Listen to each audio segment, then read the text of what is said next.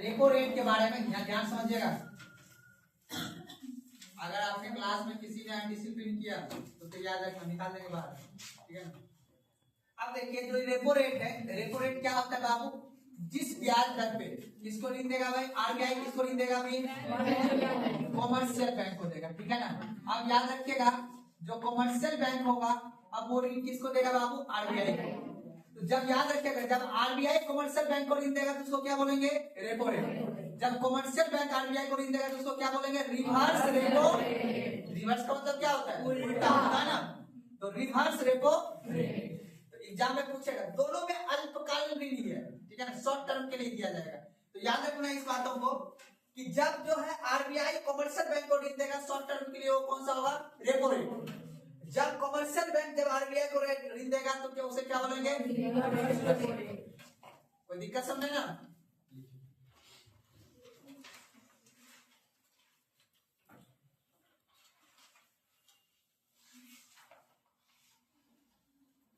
लिखिएगा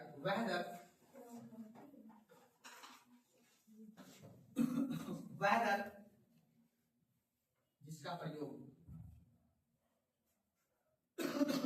वह दर जिसका प्रयोग आरबीआई द्वारा वह दर जिसका प्रयोग आरबीआई द्वारा वाणिज्यिक बैंक से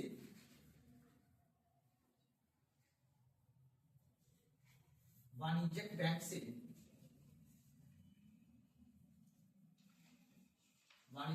से अल्पकालीन ऋण लेकर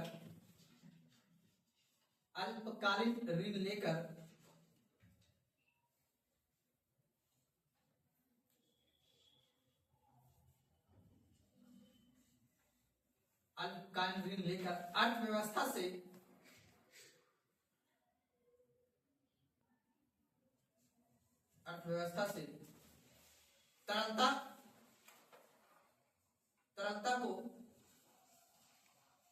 तरलता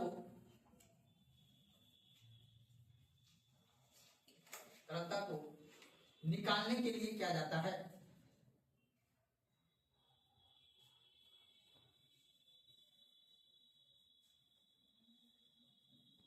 अर्थात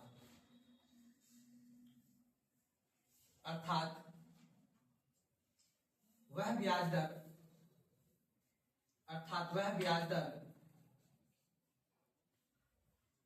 जिसके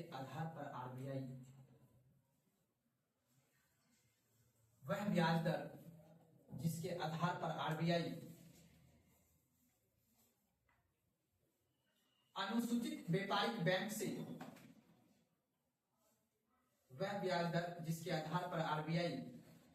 अनुसूचित व्यापारिक बैंक से को अंडरलाइन कीजिए। अनुसूचित व्यापारिक बैंक से अल्पकालीन अवधि के लिए अंडरलाइन कर दीजिएगा, अल्पकालीन अवधि के लिए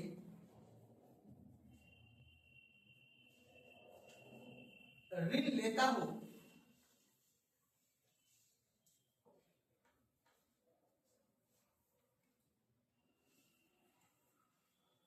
उसे ट्रिपल आर कहते हैं।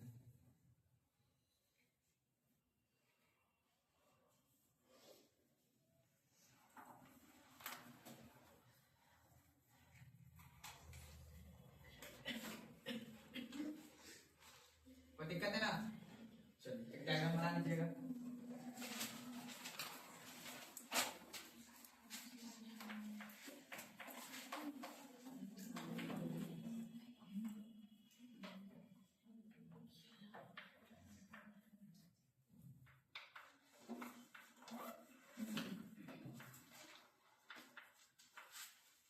कॉमर्शियल बैंक किसको ऋण देगा बाबू?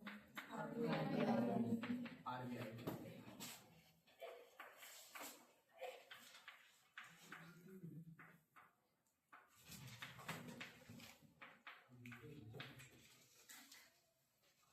देख लीजिएगा। और इसके अंदर आरबीआई किसको क्या देगा बाबू?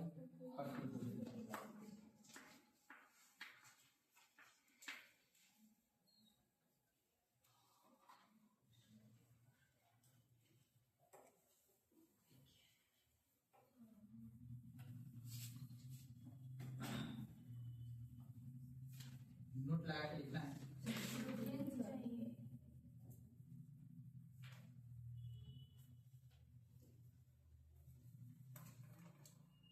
Reverse repo rate, triple R का मतलब यही याद रखें।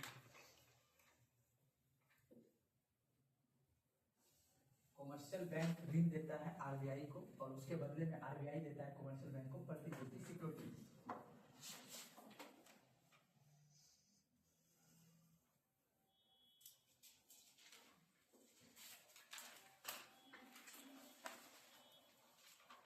लिखिएगा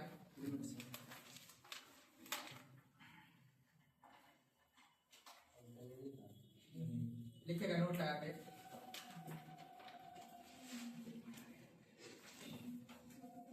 आरबीआई आरबीआई आरबीआई मुद्रा बाजार से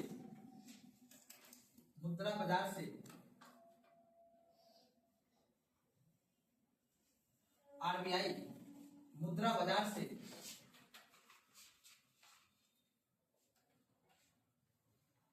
तरलता को आरबीआई मुद्रा बाजार से तरलता को अवशोषित करने के लिए, अवशोषित लिखिएगा, अवशोषित करने के लिए, तरलता को अवशोषित करने के लिए इस दर का उपयोग करती है।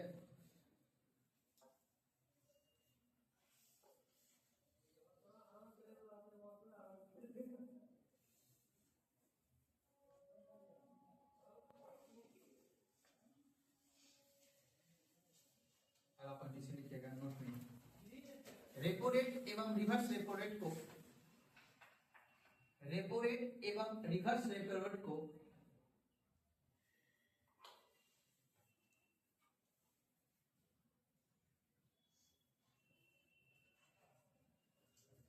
नीतिगत दर ब्रैकेट लिखे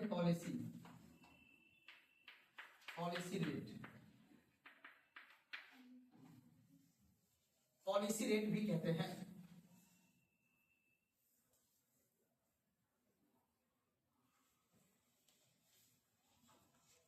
लिख लेना, याद रखिए एग्जाम में पूछा गया सवाल है पॉलिसी रेट किसे कहते हैं, तो रेपो रेट और रिवर्स रेपो रेट दोनों को क्या कहते हैं, पॉलिसी रेट। याद है, कोई दिक्कत है ना। चलिए अगला पॉइंट लिखिएगा प्रभाव, रेपो रेट के प्रभाव। हाँ, रिवर्स रेपो रेट के प्रभाव।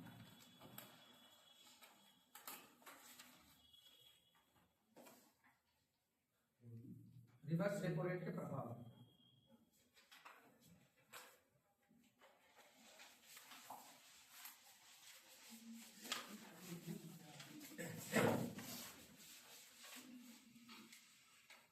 एक तरफ लिखिएगा रिवर्स रेपो रेट को वृद्धि करने पर क्या प्रभाव पड़ेगा।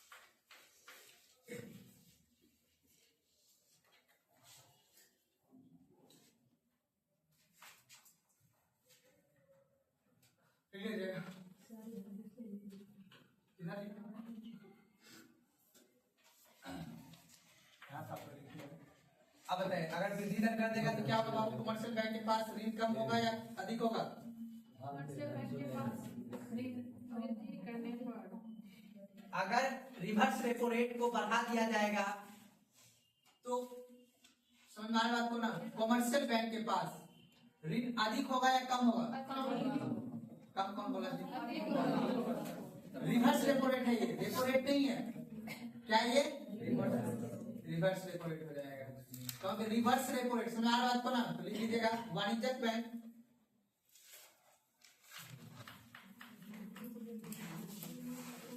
वाणिज्यिक बैंक आरबीआई को ऋण अधिक देगा।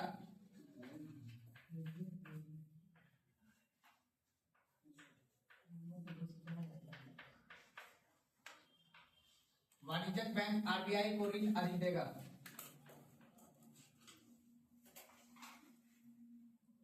उसके नीचे लिखेगा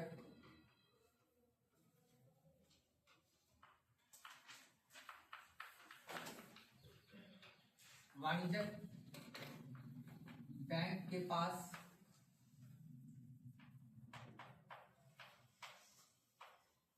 पूंजी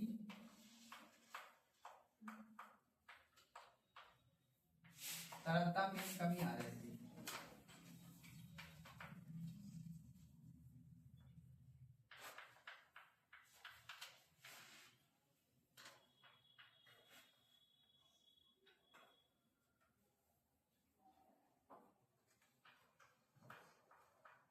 बैंक परिवार एवं निवेशकर्ता को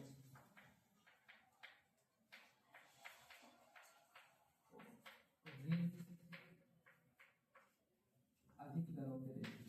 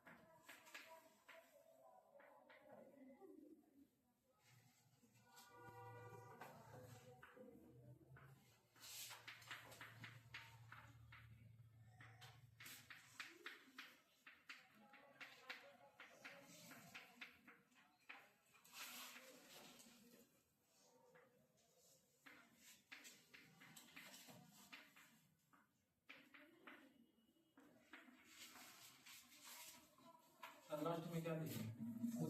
मुद्रास्फीति नियंत्रण।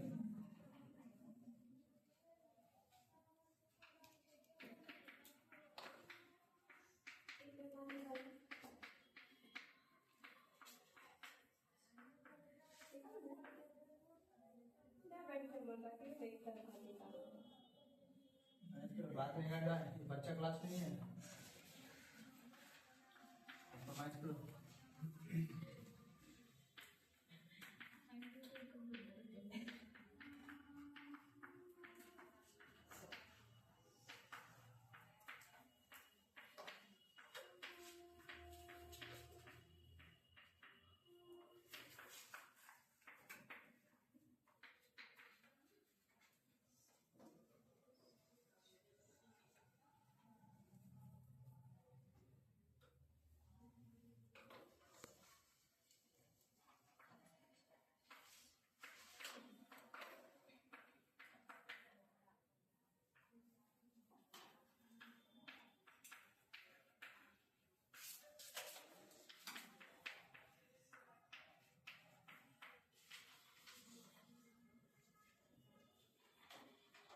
क्या लिखेगा? उपभोग उपभोग व्यय एवं निवेश व्यय।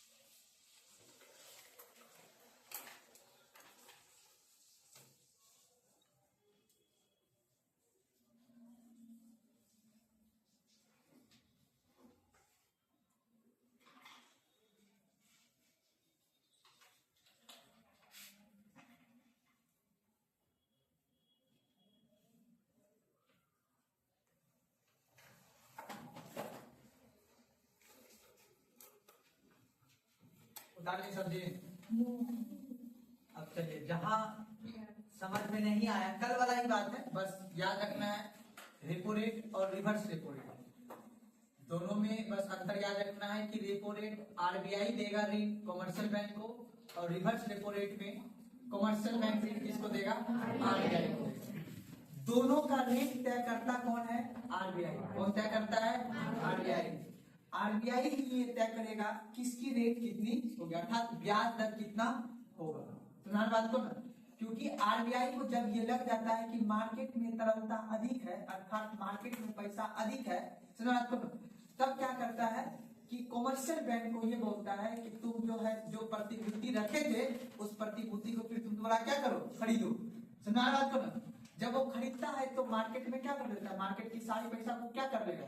एब्जॉर्ब कर लेगा, अवशोषित कर लेगा। कहने का मतलब मेरा ये है कि यहाँ पे देखिए मैंने लिखाया है कि रेपो रिवर्स रेपो रेट को दर को अगर वृद्धि कर देगा, समझ में आ रहा है बात को ना? अगर उसे लगेगा कि मार्केट में तरलता अधिक है, मार्केट में पैसा अधिक है, तब क्या करेगा आरबीआई, क्या करेगा रिवर्स रेपो रेट को, कौन सा रेट को, रिवर्स रेपो रेट की दर को क्या कर देगा, बढ़ा देगा। जैसे रिवर्स रेपो रेट की दर को बढ़ा देगा तो ऑटोमेटिक वाणिज्यिक बैंक जो है आरबीआई को ऋण क्या देगा, अधिक देगा, अधिक वो मांग करेगा। समझ करो, जब अधिक वो ऋण देगा तो ऑटोमेटिक है जो कमर्शियल बैंक के पास, जो बैंक के पास पूंजी क्या हो जाएगा, कम मात्रा में हो जाएगा, तरलता कम मात्रा में हो जाएगा। जब उसके पास बैंक के पास, जो बैंक पब्लिक डीलिंग करता है, उसी बैंक के पास पूंजी कम होगा, तरलता कम रहेगा, तो ऑब्वियसली बात है जो परिवार हम लोग जब लोन मांगने के लिए जाएंगे वो हमको अधिक दरों पे देगा, कम दरों पे तो देगा नहीं। अगर मांगने जाएंगे, जबरदस्ती करेंगे, तब जाकर बोलेगा कि नहीं इतना रेट है, इतना दर पे अगर आप लेना चाहते हैं तो ठीक है लीजिए, नहीं तो फिर नहीं देंगे। तो कहने का मतलब है कि जब वाणिज्यिक बैंक के पास तरलता में कमी आ जाएगी तो बैंक और परिवार और निवेशकर्ता के बाद उसकी दर क्या होगा, अधिक रह जाएगा, अर्थात वो जो ऋण लेगा वो किस दरों पे लेगा, अधिक दरों पे लेगा। नेक्स्ट है कि निवेशकर्ता और परिवार के बीच वस्तु की मांग में क्या रहेगा, जब इसे ऋण, परिवार को जब ऋण महंगी दरों पे मिलेगा तो ऑटोमेटिक बात है कि वो वस्तु की मांग में क्या रहेगा, कमी आ जाएगा, क्योंकि वो ऋण ही कम लेगा तो वस्तु भी कम खरीद पाएगा, है ना। जब वस्तु की मांग में कमी आ जाएगी तब बाजार में तरलता की भी क्या आ जाएगी, कमी आ जाएगी, क्योंकि जब कोई बाजार में वस्तु खरीदने जाएगा ही नहीं तो ऑटोमेटिक बात है कि बाजार में जो तरलता नहीं, बाजार में जो कैश रहेगा वो क्या हो जाएगा, बाजार में कैश में कमी आ जाएगी, तरलता में कमी आ जाएगा। उसके बाद उपभोग भी है और निवेश व्यय में भी क्या आ जाएगा, कमी आ जाएगी। कहने का मतलब जो वस्तु खरीदने वाला व्यक्ति होगा या निवेश करने वाला जो व्यक्ति जो खर्च करता है उसमें भी क्या आ जाएगी, कमी आ जाएगी। उसके बाद वस्तु की मांग में भी क्या आ जाएगी, कमी आ जाएगी। उसके बाद वस्तु एवं सेवा की कीमत भी क्या आ जाएगी, गिर जाएगी। जब वस्तु की मांग में कमी आएगी तो उसकी कीमत भी क्या हो जाएगी, गिर जाएगा। और उसके बाद मुद्रास्फीति क्या आ जाएगा, नियंत्रण में आ जाएगा। तो कहने का मतलब है सरकार रिवर्स रेपो रेट का प्रयोग करेगा। सवाल आपसे यहाँ से भी किसी से पॉइंट से भी सवाल उठा तो देता है कि रिवर्स रेपो रेट को बढ़ाने पर उसकी में क्या क्या प्रभाव पड़ेगा।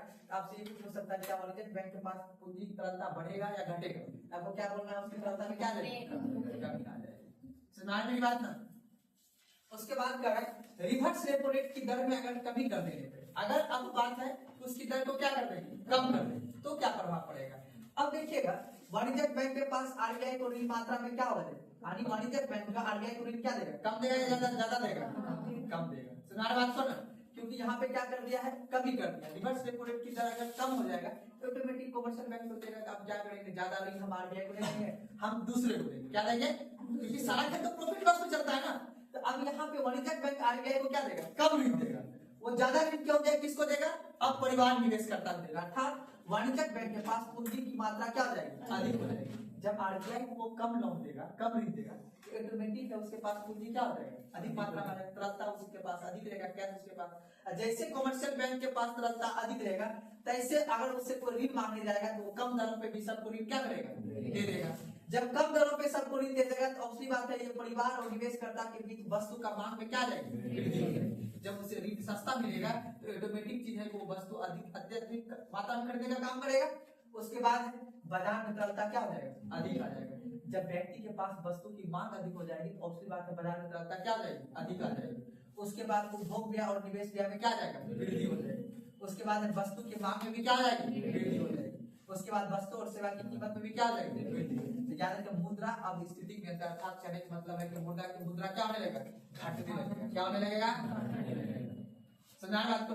तो कैसे घटाई जाती है मुद्रा, तो याद रखना, देखना किस तरह से मुद्रा को घटाया जाता है, क्योंकि सारा खेल बैंक करता है। आपको पैसा देना है और कैसे नहीं देना है, बस ये डिपेंड है। आपको अभी सस्ता में फ्री में बैंक बोले कि 5-5 लाख रुपया लीजिए और इंटरेस्ट देने का कोई जरूरत, कितना लाइन लग जाएगा, डॉक्टर के घर से ज्यादा लाइन लग जाएगा वहां पे, है कि नहीं है, मानते हो इस बात को।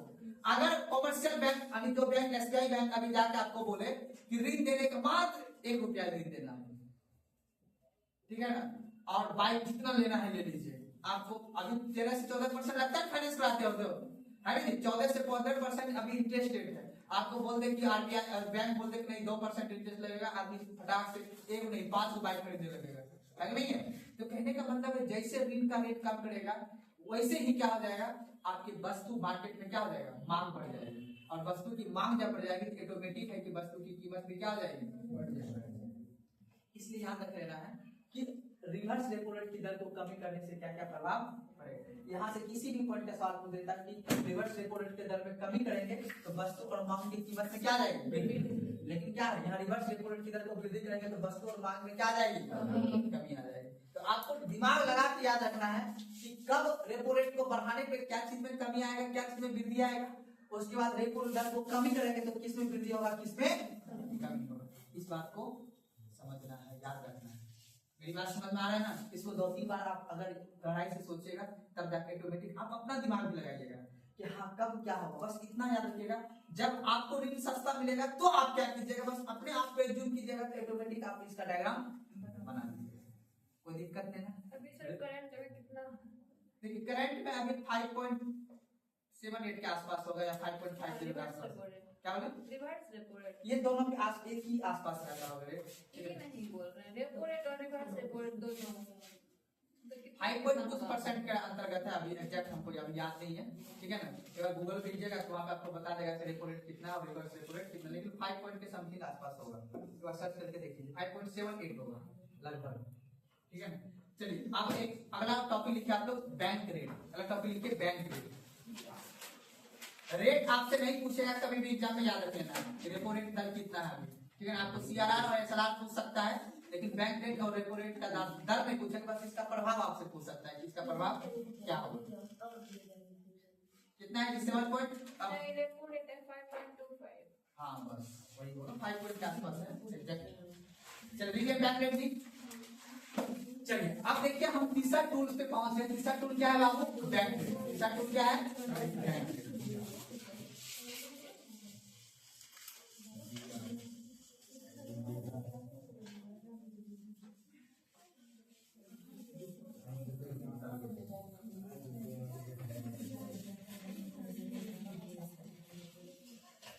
अब देखिए बैंक रेट समझ रहे क्या होता है, ये सर जो दीर्घकालीन ऋण देता है, क्या बोले, दीर्घकालीन ऋण, ये है दीर्घकालीन। ये क्या है, दीर्घकालीन लॉन्ग टर्म। इसको क्या बोलेंगे, लॉन्ग टर्म।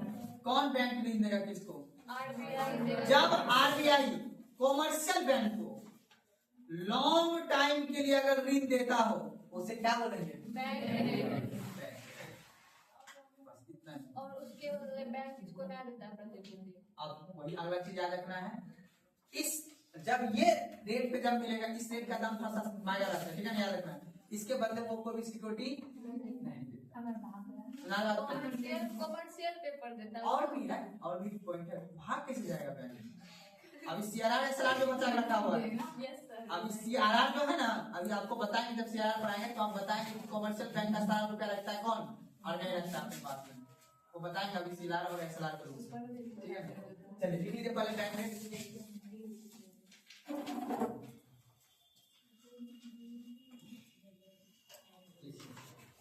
वह ब्याज दर, बैंक रेट देखे डैश, वह ब्याज दर, वह ब्याज दर जिसके आधार पर आरबीआई, वह ब्याज दर जिसके आधार पर आरबीआई, वह ब्याज दर जिसके आधार पर आरबीआई वाणिज्यिक बैंक को, वाणिज्यिक बैंक को, वह ब्याज दर जिसके आधार पर आरबीआई वाणिज्यिक बैंक को दीर्घकालीन अवधि के लिए, वाणिज्यिक बैंक को दीर्घकालीन अवधि के लिए ब्रैकेट में लॉन्ग टर्म, ब्रैकेट में लॉन्ग टर्म, वह ब्याज दर जिसके आधार पर आरबीआई वाणिज्यिक बैंक को दीर्घकालीन अवधि के लिए ऋण देता हो, ऋण देता हो, ऋण देता हो, उसे बैंक रेट कहते हैं।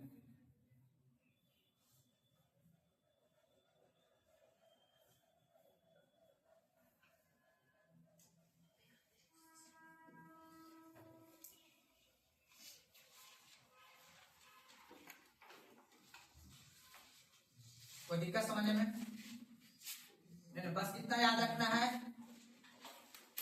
बैंक रेट रेपो रेट की तरह ही है। जिस रेट की तरह है रेपो रेट की तरह, बस रेपो रेट में कौन सा होता है? शॉर्ट टर्म के लिए होगा, और यहाँ पे क्या होगा बाबू? लॉन्ग टर्म के लिए होगा। बस इतना से याद रखना है। दोनों में ये दोनों रेट जो है कौन देता है किसको ऋण बाबू? आरबीआई। कौन देगा बाबू? आरबीआई ही ऋण किसको देगा बाबू? कमर्शियल बैंक को देगा। बस याद रखना है, लॉन्ग टर्म के लिए अगर ऋण दे रहा है तो कौन सा रेट होगा? बैंक रेट होगा। अगर शॉर्ट टर्म के लिए दे रहा है तो कौन सा होगा? रेपो रेट होगा। दोनों में आरबीआई कमर्शियल बैंक को क्या देता है? ऋण देता है। समझ में बात ना? तो अब याद रख लेना है बैंक रेट का प्रभाव। क्या पड़ेगा? बैंक रेट का प्रभाव। इसी तरह दोनों प्रभाव को खुद से लिख सकते हैं अगर कोई लिखना चाहे तो। चलिए लिखिए बैंक रेट के प्रभाव।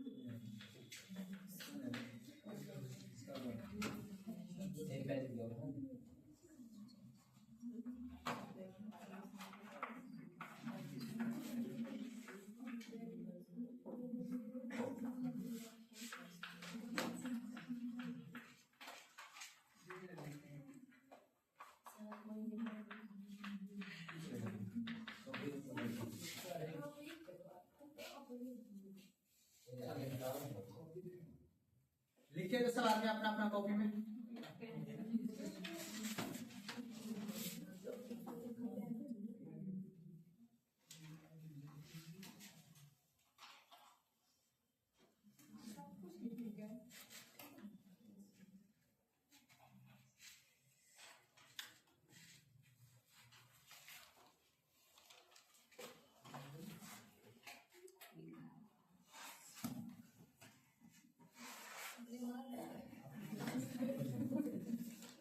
खुद से लिखना है। हम तो बताएंगे ना, पहले खुद से ट्राई कीजिए। 2 बार बता दिया ना, रेपो और रिवर्स को बता दिए हैं। बस उसी भी जिस तरह रेपो दर है उसी तरह ये भी है। तो सर में होगा ना सर। हाँ सेम होगा, इसलिए देख रहे हैं आप लोग कितना लिख पाते हैं। हो जाएगा सब कुछ है। हाँ हाँ सब कुछ सेम ही होगा। बस देखते हैं आप लोग कितना दिमाग लगा के लिख पाते हैं अपने से। क्या नहीं रफ में लिखिएगा, रफ में तो गलती वलती हो जाएगा कहीं तो क्या कौन जाएगा। रफ में दिमाग लगाओ, खुद से दिमाग है लिखने का, तो आपको चेक करना है हमें। देखो क्या बात बाहर है, जाएगी। क्या बाहर जाएगी। जाने दो।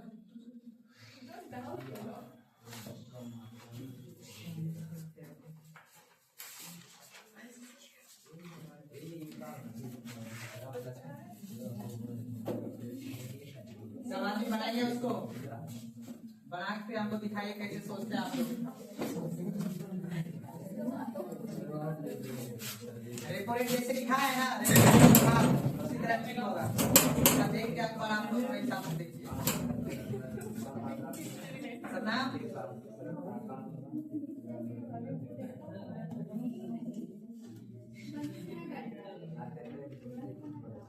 बन नहीं रहा है, उधर पीछे खाली है, उधर बैठ जाते। लिखिए लिखिए अपना अपना लिखिए। सब आदमी लिखने का प्रयास कीजिए, कुछ सोचने का प्रयास कीजिए आप लोग भी। ये सब्जेक्ट है सोचने वाला।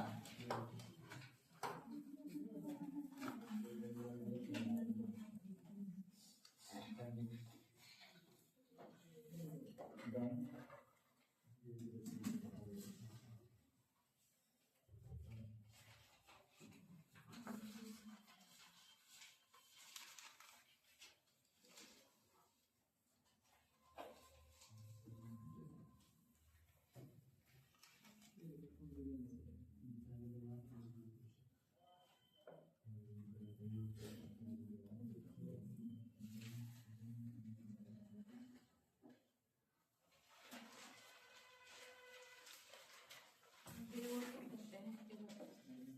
साइड लिख लेते हैं, अधिक व कम वाला छोड़ देते हैं।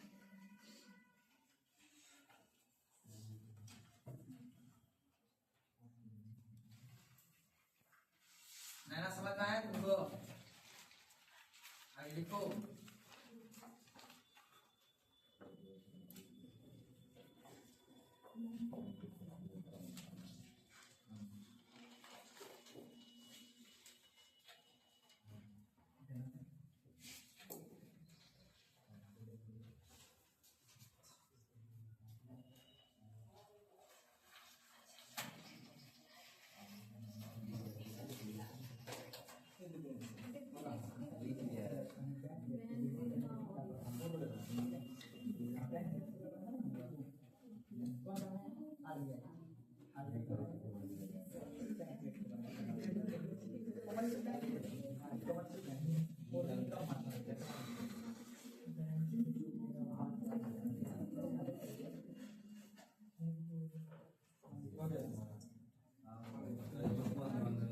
कम मारना क्यों? क्या बढ़ा जब भी बनते बैंक इनकम बात नहीं इसके बाद तरफ तक कम है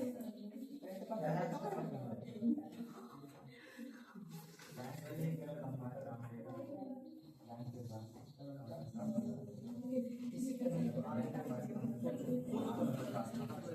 में चलना है।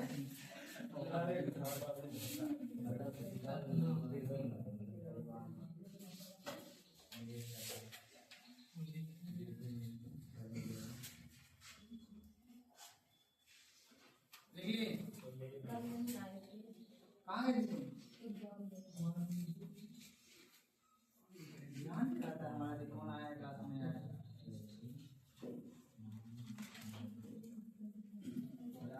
कल बता रहे ना सुप्रिया तुझे बहुत इम्पोर्टेंट क्लास है ह्यूमैनिटी पॉलिसी।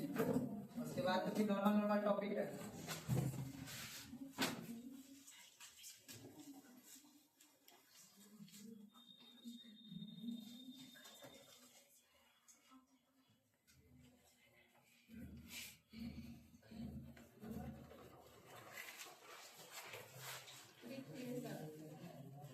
ठीक है था बता दो पड़ोसी को। उसको बताओ क्या नाम है, एकता कपूर को बता दीजिए। आपने लिखा क्या नाम है आपका? आपने लिखा मगर आपने लिखा गलत सच से लिखिए, हम बताने के तैयार हैं आपको। आप बस लिखिए, आपको ये पता चलेगा कि आपने कितना समझा है। नहीं समझा है फिर दोबारा बताएंगे, तब आगे बढ़ेगा, ऐसा नहीं बढ़ेगा।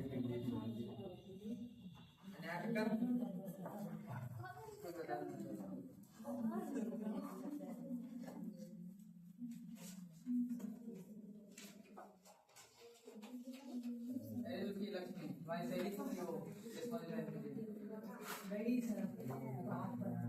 बाहर कहाँ पटना के पढ़ने मित्र है तो क्या चीज की तैयारी करता है यार पता नहीं ये जीएनएम में पता नहीं क्या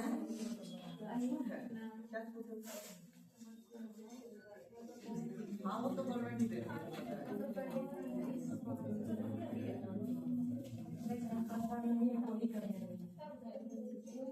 सीधा सिंपल से यूपीएससी निकालो 2045 तक वैल्यू रहेगा।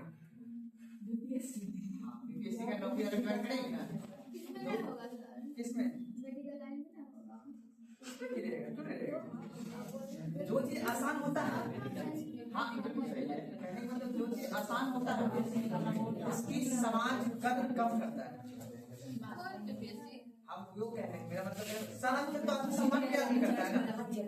हम क्या बोल रहे हैं अंतिम रूप से आपको क्या चाहिए? इज्जत चाहिए, पैसा ही चाहिए। अगर आप अच्छे से हम ये नहीं कह रहे कि डॉक्टर खराब है, ये खराब, मेरा ये कौन होता है आप कहने वाला, बट हम ये कह रहे हैं कि आप लोग अभी पार्ट 1 में, पार्ट 2 में हो या पार्ट 1 में, अगर जिसमें काबिलियत है, जिसको लगता है कि नहीं हम कॉम्पिटिशन निकाल सकते हैं, लड़ सकते हैं, सीधा कॉम्पिटिशन निकाल सकते हैं। वो सब में बड़ा लंबा प्रोसेस है, 4 साल करो, फिर 2-3 साल संविदा पे काम करो, फिर एक दिन होगा, वो बड़ा लंबा आता है। उसके बाद पता है आज से 5 साल के बाद इतना आदमी पढ़ लेगा ना, अगर डॉक्टर गलती किया तो फिर तो दिक्कत है, लेकिन अभी भी समाज में एसटी का वैल्यू 2040 तक रहेगा। तब तक आदमी कहेगा नहीं कि गलत क्या है, 2040 तक नहीं रहेगा। उसके बाद क्या होगा? उसके बाद जब आदमी जागरूक, मतलब जब आदमी जागरूक हो जाएगा तो फिर वो आदमी उतना जैसे पहले से आदमी तरफ कर जाता है, अरे यार ये पता नहीं होगा। अब आदमी पढ़ लिया, अब उसका अवेयरनेस पर ज्यादा हो गया समाज में, ये सीधा निकालना है सर, हम लड़की के पास उतना मौका रहता है। कोई नहीं, मौका छीन लीजिए। हाँ क्या बोले दी, सर पैसा देंगे तब न छीनेंगे, मंगा देंगे। ऐसे मंगाने के लिए पढ़िए। अब तो जो हमने जीवन का अनुभव किया है, ये बात तो सस्ता है कि लड़की के पास टाइम कम रहता है, लेकिन कोशिश कीजिएगा कि जैसे जॉब भी लग जाए, बिहार में कोशिश कीजिएगा पढ़ते रहिए। मतलब मेरा ऐसा मानना है, ठीक है ना। फैमिली थोड़ा सा मानते हैं, लेकिन अगर कॉपरेट कीजिएगा ना, फैमिली को सही समझाइएगा ना तो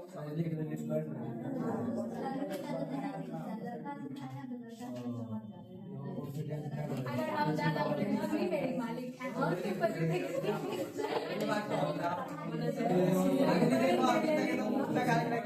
अंजलि की तो ऑफर भी आया है बहुत सारी जगह से।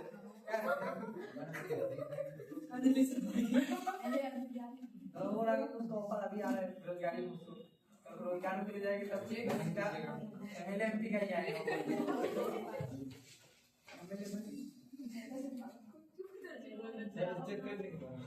हाँ आ रहे हैं थोड़ा सा बाबू लिखी तुम्हें जाने का नाम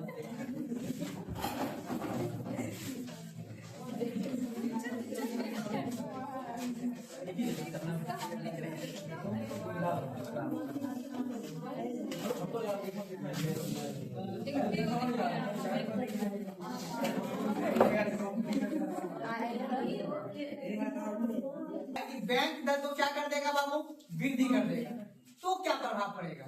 अब देखो बस इस डायग्राम को याद रख लेना। कौन सा डायग्राम बाबू, आरबीआई किसको लिख देगा बाबू, सीबी, सीबी मतलब कमर्शियल बैंक। आरबीआई किसको लिख देगा बाबू, कमर्शियल बैंक। दीर्घकालीन कौन सा लिख देगा, अगर आरबीआई दीर्घकालीन ऋण दे रहा है तो कौन सा रेट दे रहा है, बैंक रेट। अगर आरबीआई सीबी को, कमर्शियल बैंक को अल्पकालीन दे रहा है तो कौन क्या हो जाएगा, रेपो रेट। बैंक रेट और रेपो रेट मतलब समझ गया ना, लॉन्ग टर्म के लिए देगा तो बैंक रेट, शॉर्ट टर्म के लिए देगा तो बस याद। अब बात कर रहे हैं कि यहाँ पे कि अगर आरबीआई ने बैंक रेट को क्या कर दिया, बढ़ा दिया। बढ़ाने का मतलब बैंक रेट का मान लेते, एग्जांपल दे रहा हूँ, ठीक है, मान लेते अभी कितना था बाबू बैंक रेट का दर 5%, यानी कोई भी रुपया देता उसका इंटरेस्ट दर, ब्याज दर कितना था 5%। तो अब आरबीआई बोला नहीं, हम कितने पे देंगे बाबू, 10% पे देंगे। अब आरबीआई बोल रहा है कि हम किसी भी बैंक को जो ऋण देंगे ना, कमर्शियल बैंक को जो ऋण देंगे कितने परसेंट पे देंगे, 10%। अब बैंक वाला होशियार, ये जो कमर्शियल बैंक है बाबू, ये कमर्शियल बैंक अब इससे ऋण अधिक लेगा कि कम लेगा, कम लेगा। ऑब्वियसली बात है, ज्यादा ब्याज दर पे देगा, आप ही को कोई ऋण ज्यादा ब्याज दर पे देगा तो लीजिएगा, नहीं लीजिएगा। तो अब देखिए यहाँ समझते चलिएगा, हमने मानने के लिए बोला है कि बैंक रेट को अगर वृद्धि कर देगा आरबीआई, तब जो है जितने भी सीबी अब शॉर्ट में लिख रहा हूं मैं, ठीक है ना, कमर्शियल बैंक क्या करेगा, ऋण क्या लेगा बाबू, ऋण वो क्या लेगा, कम लेगा। सिंपल सी बात है, याद रखना, ऋण क्या लेगा वो कम लेगा। तो आप ये कह सकते हैं कि जो मेरा वाणिज्यिक बैंक है, याद रखिएगा, पूरा लिख देते हैं, नोट्स आपका सही बनेगा। यानी आपका जो है वाणिज्यिक बैंक, याद रखिएगा, ठीक है, वाणिज्यिक बैंक, ठीक है ना, आरबीआई से, वाणिज्यिक बैंक आरबीआई से दीर्घकालीन ऋण कम मात्रा में लेगा, क्या लेगा बाबू, कम मात्रा में लेगा।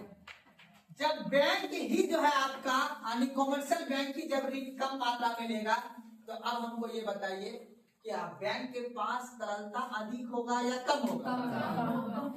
जब वो ऋण ही कम लिया तो बैंक के पास तरलता में क्या आ जाएगी? कमी आ जाएगा। अर्थात बैंक के पास तरलता में कमी,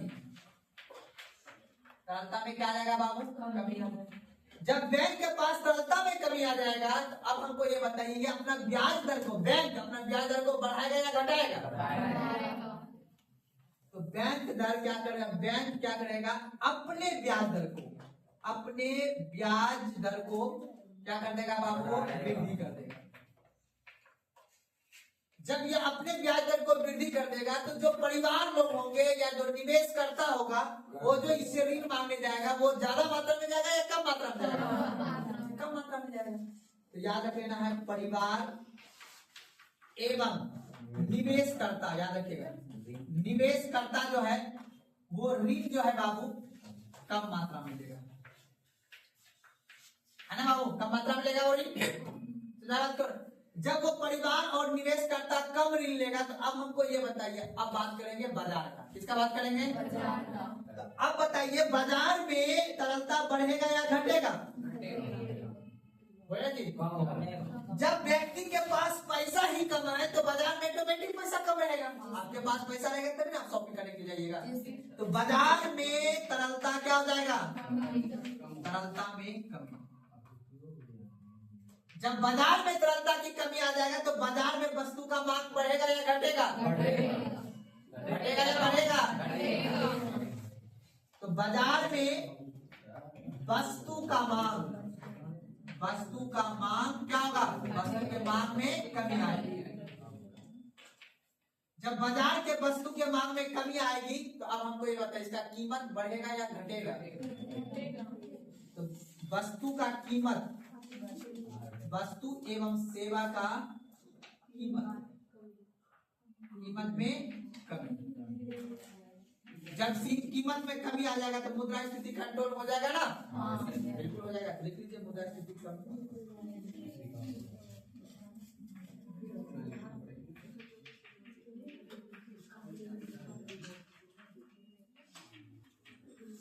लिख लीजिए उसको उतारिए।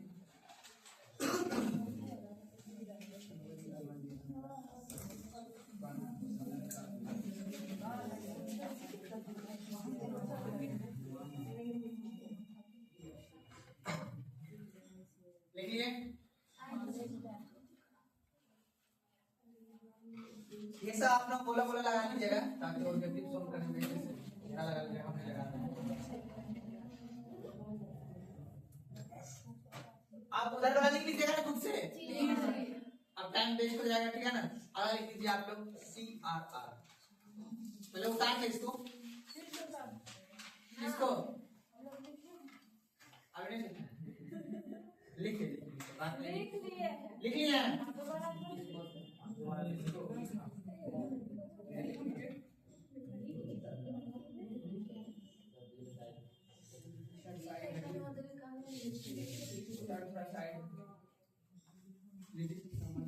हाँ, जहाँ समझ में लोग नहीं आएगा पूछ लीजिएगा। बैंक दर को वृद्धि करेंगे तो वाणिज्यिक बैंक RBI से दीर्घकालीन ऋण क्या लेगा? कम लेगा का अधिक? कम लेगा, क्योंकि रेट बढ़ा दिया। रेट बढ़ा कम लिया तो बैंक के पास पैसा भी क्या आ जाएगा? कम आएगा। जब बैंक अपने ब्याज दर में फिर क्या कर देगा? वृद्धि कर देगा। पर परिवार में निवेश करता कम ऋण लेगा, फिर बाजार में तरलता की कमी आ जाएगी, बाजार में वस्तु की मांग में कमी आ जाएगी, बाजार में वस्तु और सेवा की कीमत गिर जाएगी, उससे मुद्रास्फीति आ जाएगा।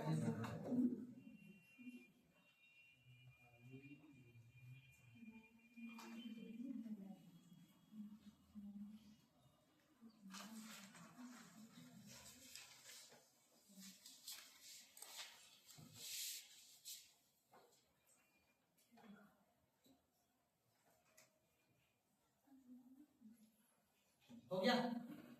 अब बताइए उधर वाला लिख लीजिएगा ना? हो जाएगा ना सबसे? कल चेक करेंगे। चलिए अगला लिखिए CRR, कैश रिजर्व रेशियो।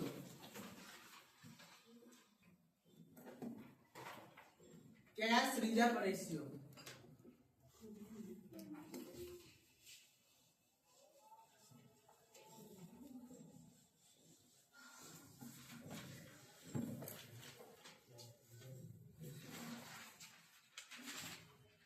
बोले सर सी CRR कैश रिजर्व रेशियो।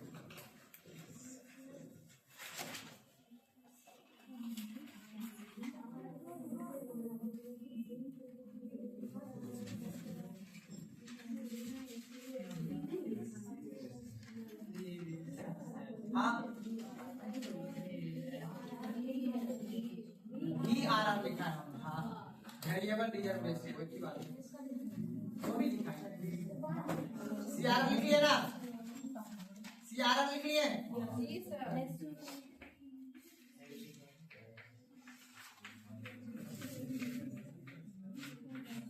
काहे बोलना लिख लिए।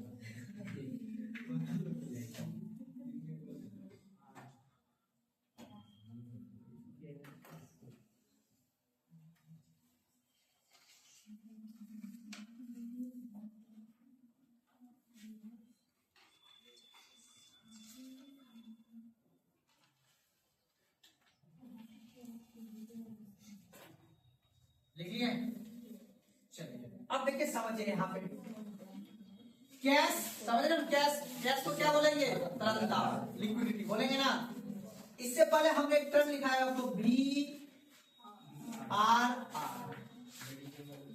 Variable reserve ratio. ये कितने प्रकार के बात बताए थे, CRR और SLR, बस समझ लीजिएगा। कैश रिजर्व, स्टैट्यूटरी लिक्विडिटी, ये वाला याद है लिक्विडिटी। अब तरलता आप किसी भी तरह रख सकते हैं, चाहे गोल्ड में भी आप रख सकते हैं पैसा, है ना, प्रॉपर्टी में रख सकते हैं, कागज FD में रख सकते हैं, वो सभी भी एक तरह से आपका क्या है, पैसा ही है ना जी, बट डिपेंड है वो किस फॉर्म में है, लिक्विडिटी फॉर्म में। अब सरकार कर रही है, सरकार नहीं सॉरी RBI। अब समझो कहानी को पीछे से, अब जो ये CBI है ना बाबू, कमर्शियल बैंक, अब इसमें कौन व्यक्ति आता है बाबू, जमा करता और उधार करता। कहने का मतलब है कि कोई इसमें बैंक में जमा करने के लिए आता है, कोई इसे ऋण मांगने के लिए आता है ना। अब इसके पास वही बड़ा बात, अगर RBI, सुना बात को ना, अगर RBI ने इसको अत्यधिक मात्रा में अगर पैसा दे दिया, अर्थात कम रेट पे अगर इसको पैसा दिया, तो ये निवेशकर्ता को जो है, उधारकर्ता को पैसा अधिक देगा ये। अगर इसे महंगे दाम पर दिया है ऋण, तो ये भी महंगा दाम पे देगा। जब ये CB अर्थात कमर्शियल बैंक अगर महंगे दाम पे ऋण देगा, तो इसके पास क्या उतना मात्रा में ऋण आदि पहुंचेगा, नहीं पहुंचेगा। अब इसके बाद एगो रूल आया, पहले से चलता आ रहा था, बैंक रेट, रेपो रेट, ये सब चलता आ रहा था, रिवर्स रेपो रेट, ये सब चल रहा था। लेकिन आगे चल के एगो एक्ट बना, आपको पता है, बैंकिंग रेगुलेशन एक्ट 1949। RBI ने बोला हमारे पास तो ये है, मौद्रिक नीति समीक्षा करने के लिए हमारे पास प्रावधान है कि हम इस रेट के माध्यम से मार्केट की तरलता को क्या कर सकते हैं, कम और ज्यादा कर सकते हैं।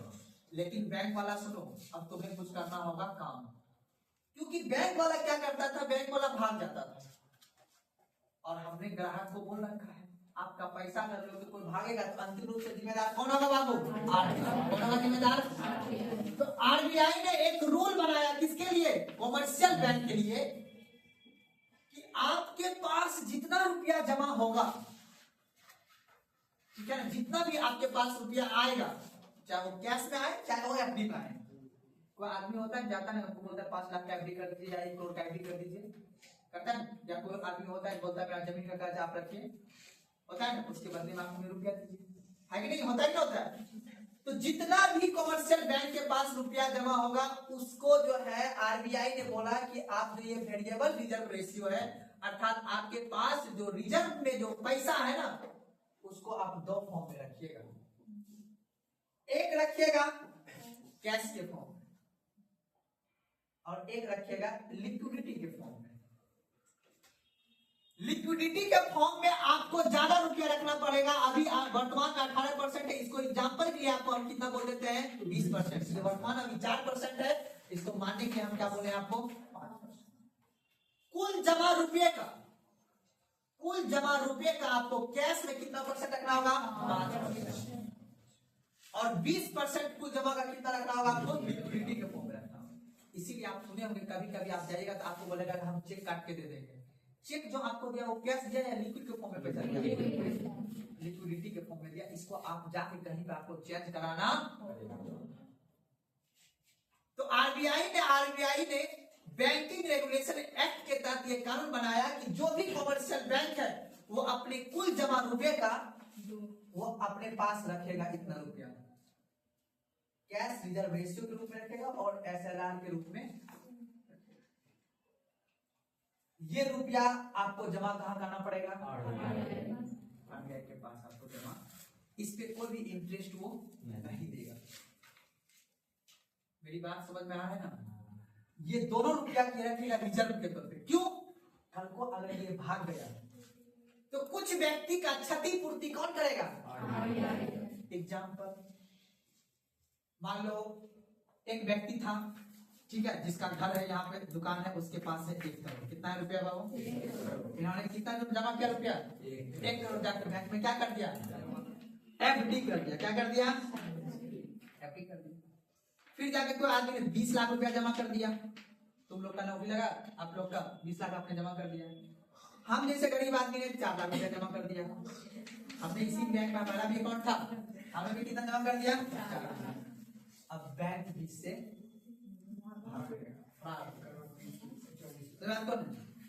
अब बैंक ही भाग गया। आरबीआई ने तुरंत ये वाला जो पैसा रखा हुआ था लिक्विडिटी वाला, वो बोला कि अरे इतना आदमी का पैसा है लेके भाग गया, अब क्या करें?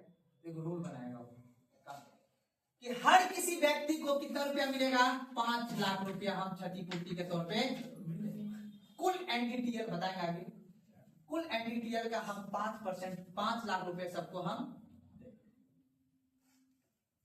अब बताओ, सब आदमी को 5-5 लाख रुपया वो, जिसका भी उसमें अकाउंट खुला हुआ था। अब बताओ, इस व्यक्ति को तो लॉस लग गया, इस व्यक्ति को भी लॉस लग गया, इस व्यक्ति को बात को ना, ऐसे बैंक चलता है। हाँ, खाली बस बैंक का आप क्या होना चाहिए? धारक होना चाहिए। आरबीआई अब ये जिम्मेदार है कि आपको उस रुपया को दिया जाएगा। सुना आपको? इसीलिए वही जो उस बैंक का रखा हुआ रुपया था ना आरबीआई के पास, उसी 100 रुपया को क्या कराएगा? सबको उड़ा के देगा। पहले ऐसा घटना बहुत होता था, आपने सुना था कि बहुत कब 1990 से 80 से 20 क्या होता था, बहुत सारे बैंक, सहारा बैंक सब खत्म, केनरा बैंक सब वो भाग जाता था। धीरे धीरे आदमी भाग जाता था। सुना बात तो ना? तो कहने का मतलब फिर समय के साथ बैंक के कानूनों में क्या किया गया? बदलाव किया गया। तब जाके ये बात में आया अब सीआरआर और एसआरआर के रूप में क्या रखा जाएगा? रुपया आरबीआई अपने पास। इस रुपए पर कोई भी इंटरेस्ट आरबीआई नहीं देगा। ये दोनों रुपया किसका है? कमर्शियल बैंक का है। इसमें आरबीआई का कोई योगदान नहीं है। ये रुपए इसलिए रखा गया है, कल को अगर ये भाग जाएगा तो उसके बदले में क्षतिपूर्ति कौन देगा? आरबीआई। क्योंकि नोट पर आरबीआई वचन किसने निभाया है? आरबीआई ने। बैंक धारक को इतना रुपया देने का अदा, मैंने पहले भी बताया था, यही एक वचन है जो टूटता। सुना बात को ना? तो इसलिए याद रख लेना है कि आरबीआई जो है ये कमर्शियल बैंक को बोलता है कि आप एसएलआर के रूप में रुपया रखिए और किसके रूप में रखिए? सीआरआर के रूप में रुपया। समझ मेरी बात आ रहा है? कोई दिक्कत? इसमें कोई भी अल्पकालीन ऋण का कोई मतलब नहीं है। यही एग्जाम में पूछता है। सुना बात को ना? आपने टॉपिक लिखा है सीआरआर, कैश रिजर्व रेशियो।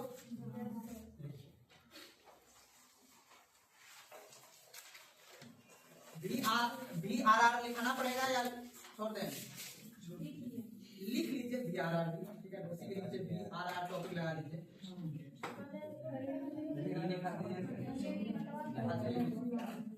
क्योंकि बीआरआर ही 2 प्रकार के होते हैं, पता है ना? तो उसमें लिखाए भी होंगे बोर्ड पे।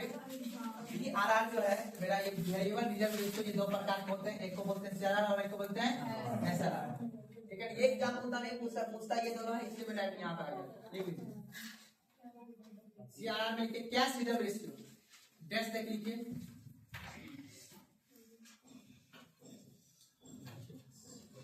आरबीआई अधिनियम 1934 के अनुसार, आरबीआई अधिनियम 1934 के अनुसार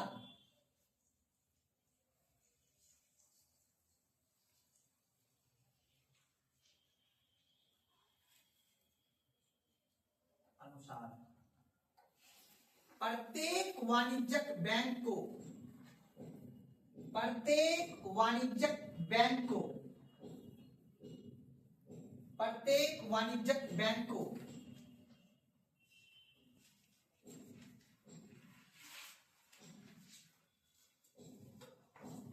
अपने कुल एनडीटीएल का एनडीटीएल कल बताएंगे इसके बारे में NDTL net demand time liability बोला जाता है इसको अपने कुल एनडीटीएल का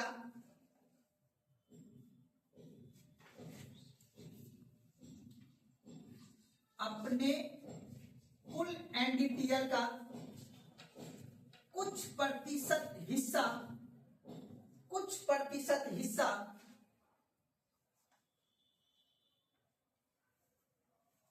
आरबीआई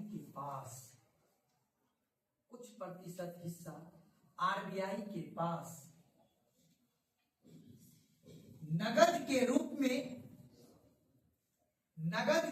में रखना होता है। नगद के रूप में रिजर्व रखना होता है, इसलिए कीजिएगा सही रहेगा। नगद के रूप में रिजर्व रखना होता है। नगद के रूप में रिजर्व रखना होता है। इसे ही CRR कहते हैं।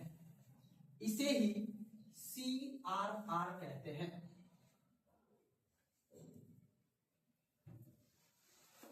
अब सवाल सुनो ध्यान से बाबू।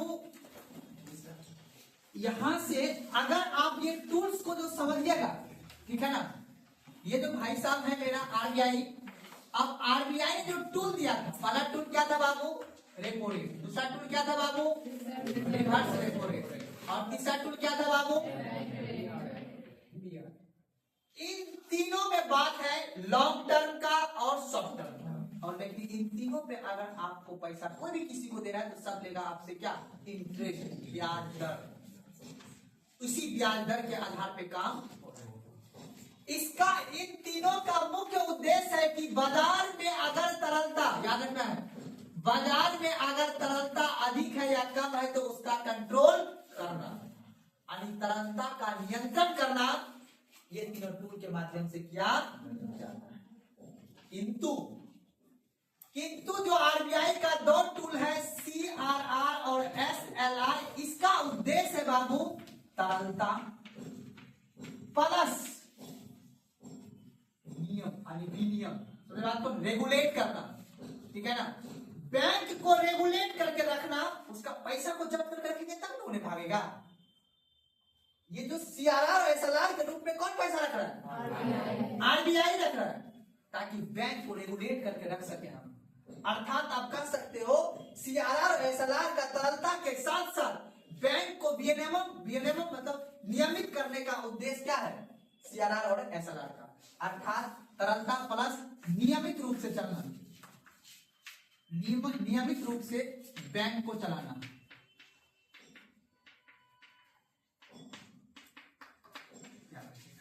यानी बैंक कानूनी रूप से चल सके, नियमित रूप से चल सके, इसके बदले में वो कुछ रिजर्व रुपया किसके पास रखेगा? आरबीआई के पास, की विश्वास है कि हाँ आप सही से काम कर रहे हैं। जैसे कि आप कहीं जगह एडमिशन लेते हो तो आपका डॉक्यूमेंट ओरिजिनल रख लिया जाता है ताकि आपको दूसरा कोर्स ना कर सके। वही बात है यहाँ पे कि ये दोनों टूल बनाने का उद्देश्य यहाँ पे ये है कि तरलता तो कम होगी या ज्यादा होगी तो उसको कम कर लेंगे, लेकिन इसके साथ है कि बैंक को नियमित रूप से चला सके। लेकिन सिर्फ यहाँ पे इन तीनों टूल का उद्देश्य सिर्फ क्या करना? बाजार से तरलता को कम या ज्यादा करना। इसका क्योंकि यहाँ पे इंटरेस्ट का मतलब है ब्याज देना पड़ता है, याद रखना है। आरबीआई के पास जो CRR और SLR जो रखा जाएगा, इस पर कोई भी जो है इंटरेस्ट आरबीआई ब्याज दर नहीं देगा, याद रखना है। ब्याज दर कोई बैंक को नहीं देगा, इस बात को याद रखना है। यानी कोई भी कमर्शियल बैंक जो है आरबीआई को कोई भी ब्याज, जैसे आपने देखा था कि रिवर्स रेपो रेट जब कमर्शियल बैंक आरबीआई को देता है तो उसके बदले में आरबीआई उसको क्या देता है? इंटरेस्ट रेट देता है। लेकिन यहाँ पे कोई भी इंटरेस्ट रेट, यही एग्जाम में पूछता है, निम्नलिखित में से कौन सा मात्रात्मक उपकरण है जिस पर ब्याज दर नहीं देना पड़ता है? तो आप क्या मारिएगा? कोई दिक्कत नहीं ना, समझ में मेरी बात ना?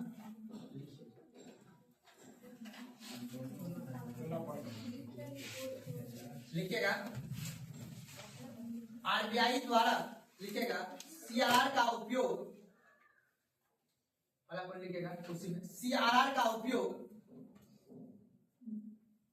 सीआरआर का उपयोग तरलता को नियंत्रित करना, सीआरआर का उपयोग तरलता को नियंत्रित करना एवं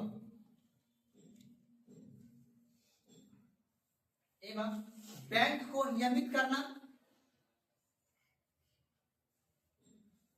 सीआरआर का उपयोग तरलता को नियंत्रित करना एवं बैंक को नियमित करना,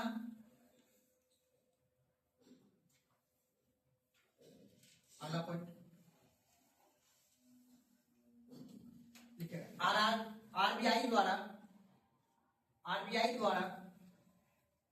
सीआरआर पर, आरबीआई द्वारा सीआरआर पर कोई भी ब्याज दर नहीं दी जाती है।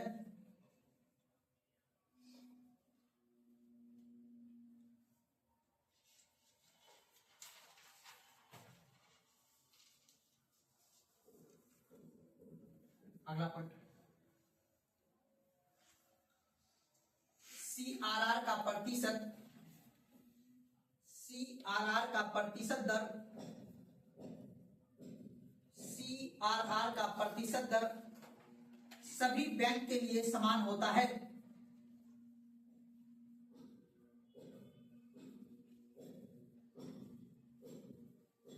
किंतु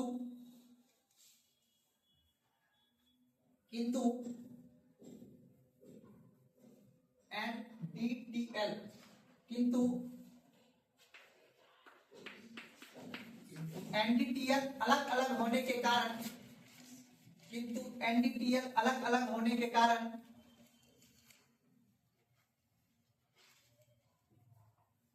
प्रत्येक बैंक का सीआरआर, किंतु एनडीटीएल अलग अलग होने के कारण प्रत्येक बैंक का सीआरआर अलग अलग राशि होता है।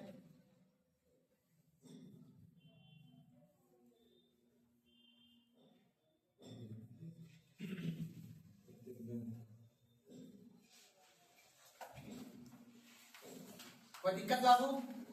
अब हमको एक बात बताओ, ये जो सीआरआर वाला रुपया है ये किसके पास आता है बाबू? कैश किसके पास आता है? कमर्शियल बैंक से कहाँ तक आता है? तो क्या इसके पास तरलता बढ़ेगा या घटेगा? बैंक के पास पैसा घटेगा या बढ़ेगा? जब बैंक के पास तरलता घटेगा इसका मतलब ये ऋण महंगा देगा कि सस्ता देगा? महंगा देगा। फिर तो वही बात आ गया ना। बस मेरा उद्देश्य ये है कि बैंक नियमित रूप से चल सके, इसलिए हमने किसका प्रयोग किया है? कि बैंक आप जो चल रहे हो, कल को आप भाग जाओगे तो जो व्यक्ति हमसे पैसा मांगने के लिए आएगा, इस वजह में आप अपना कुल जमा रुपए का, कुल एनडीटीएल का जितना आपके यहाँ जब पर डे होता है हिसाब याद रखना है, और वार्षिक भी। आपने देखा होगा जब फाइनेंशियल ईयर जब 31 मार्च मतलब मार्च क्लोजिंग आ गया है, सुने हो ना? मार्च जब महीना अब आने वाला है, इस समय से अब जितना रुपया एक साल में बैंक के पास जमा हुआ होगा, ठीक है, जितना इसके जमा हुआ होगा उतने रुपए का 4 या 5% रुपया वो कैश के रूप में किसके पास जमा कर देगा? जमा देगा। इसके बदले में कोई भी इंटरेस्ट वो आरबीआई, और यही रुपया जो इसके पास जाएगा भाई साहब के पास, यही रुपए से हम लोग को पेंशन, छात्रवृत्ति, ये सब चीज थोड़ा थोड़ा सरकार देने का काम करता है। एक पक्षी रुपए जो खर्च होता है, एक पक्षी समझते हो, जैसे स्कॉलरशिप देना लड़कियों को देना सरकार देता है, वहां जहां से सरकार का कोई इनकम नहीं आएगा, दे दिया बस दे दिया। जैसे विधवा पेंशन देता है सरकार, वहां यही रुपया का कोशिश करता है सरकार प्रयोग करने का।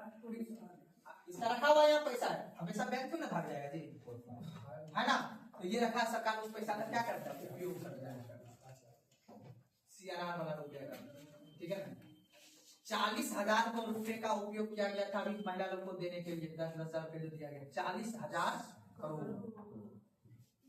बात को ना उस हिसाब से आगे अपना सपोर्ट करते हैं सरकार, कोई दिक्कत है ना। और ये CRR के प्रभाव, CRR के प्रभाव,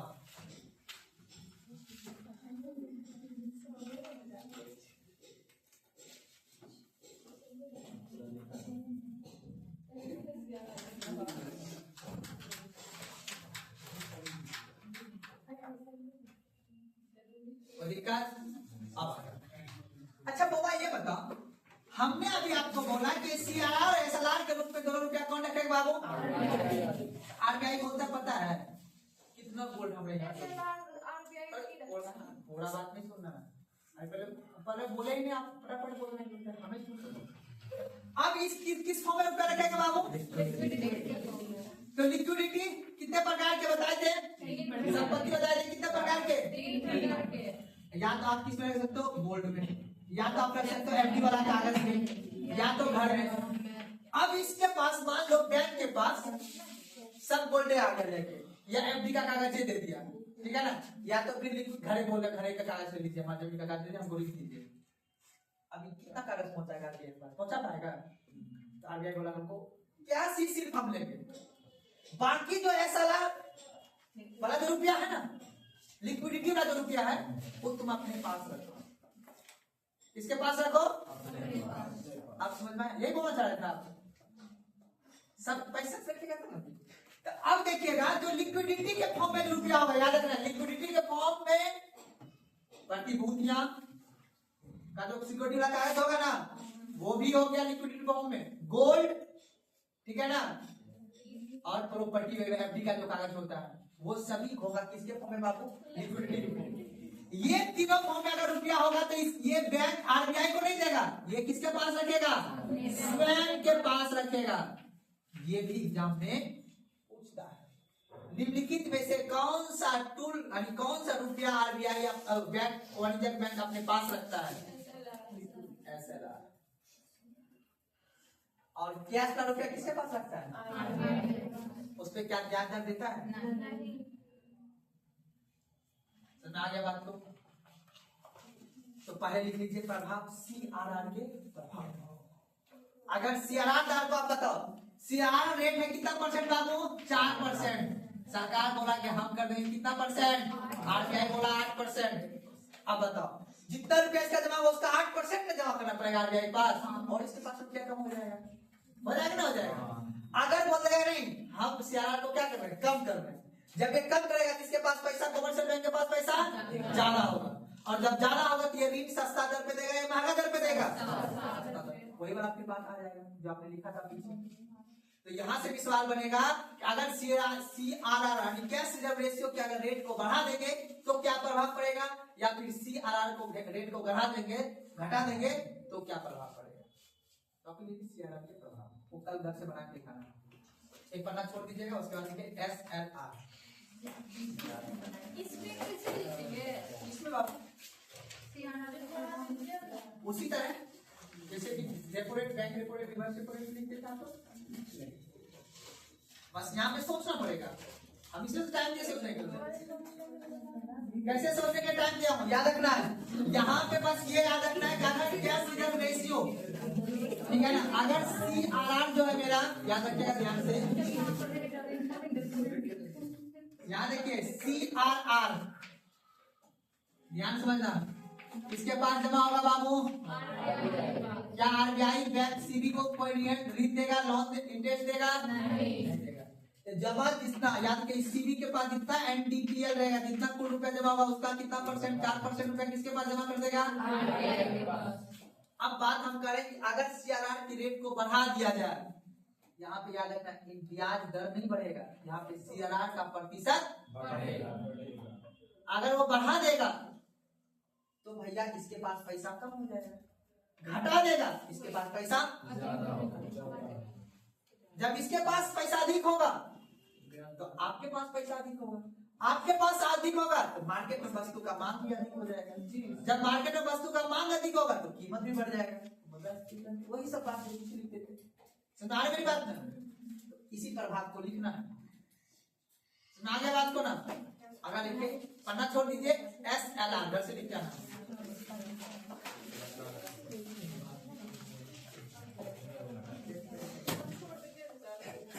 लिखे एस छोड़ना नहीं है, S L R statutory liquidity ratio,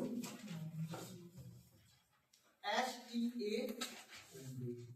statutory लिखिएगा, S T A T U T O R Y, S T A T U T O R Y statutory liquidity, L I Q U I D I T Y liquidity ratio, statutory liquidity ratio. CRR का हिंदी जानते जी, नगद आरक्षी अनुपात क्या होता है? नगद आरक्षित अनुपात। और एसएलआर क्या होता है? संविधिक तरलता अनुपात। क्या होता है? संविधिक तरलता अनुपात, संविधिक तरलता अनुपात।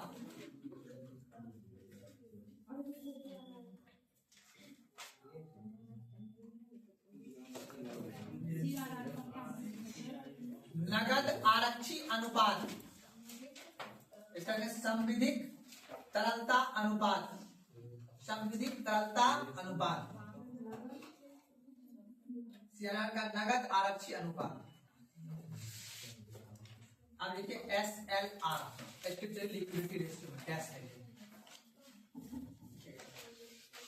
बैंकिंग अधिनियम के अनुसार, बैंकिंग अधिनियम के अनुसार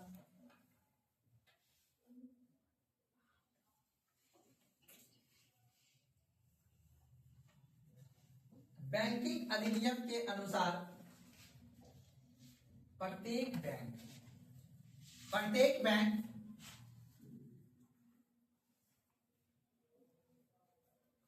अपने कुल एनडीटीएल का, प्रत्येक बैंक अपने कुल एनडीटीएल का, प्रत्येक बैंक अपने कुल एनडीटीएल का कुछ प्रतिशत हिस्सा, कुछ प्रतिशत हिस्सा, कुछ प्रतिशत हिस्सा स्वयं के पास रिजर्व रखेगा, कुछ प्रतिशत हिस्सा स्वयं के पास रिजर्व रखेगा।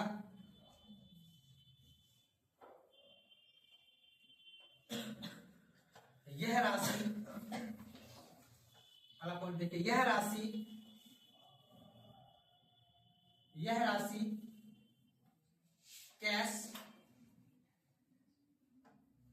कैश कोमा गोल्ड, यह राशि कैश कोमा गोल्ड एवं प्रतिभूति, सरकारी प्रतिभूति ऐसे लिखेगा, एवं सरकारी प्रतिभूति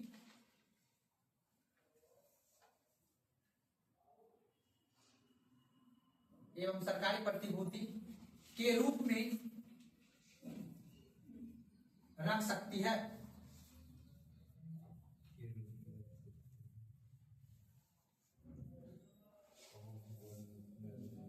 अगला पॉइंट, एसएलआर द्वारा मुद्रा की तरलता, एसएलआर द्वारा मुद्रा की तरलता एवं सरकारी प्रतिभूति की मांग को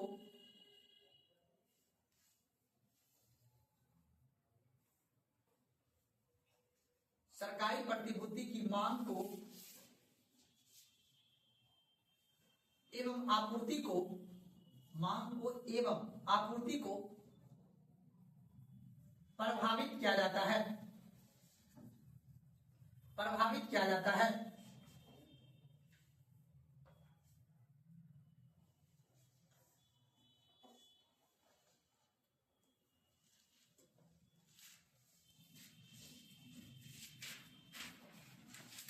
कोई दिक्कत? अब लिखो SLR के प्रभाव। एनडीटीएल क्या होता है सर? कल बताएंगे। Net time demand time. Demand and time limitation. हाँ हाँ वो होता है जो भी